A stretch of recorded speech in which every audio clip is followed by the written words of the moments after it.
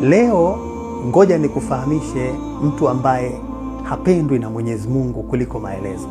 Na chunga sana, tena chunga sana, usiwe ni wewe ambaye haupendwi na Mwenyezi Mungu. Mwenyezi Mungu Subhanahu wa Ta'ala katika Qur'ani tukufu anatuambia baada a'udhu billahi minash shaitani rrajim bismillahir rahmanir rahim inna Allaha la yuhibbu kulla mukhtalin fakhur.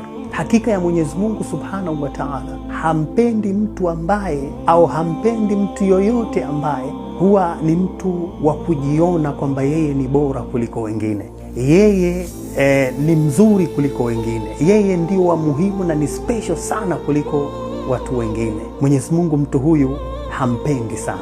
Mtu huyu kisaikolojia wanamuita narcissist. Mtu huyu wanamuita narcissism.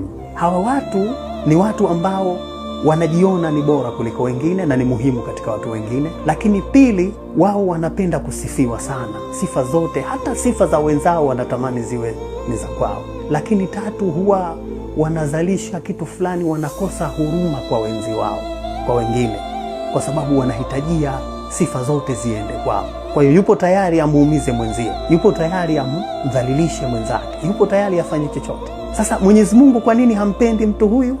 Kwa sababu mtu huyu kwanza ni mtu asiyetumia akili. Akili yake ni dhaifu sana. Amir al-Mu'minin Ali ibn Abi Talib alayhi salam anatufunza, anasema i'jabul mar'i binafsihi dalilu dha'fi aqlihi. Mwanadamu yoyote anayejiona yeye ni bora na ni special kuliko wengine na kujivuna hivyo, basi mtu huyu huwa ana udhaifu wa kiakili. Yani kwa lugha hizi, fikra zake, mawazo yake huwa ni dhaifu sana. Huwa hana uwezo wa kufikiria kitu kilichokuwa sahihi, huwa hana uwezo wa kuwaza mawazo yaliyokuwa sahihi.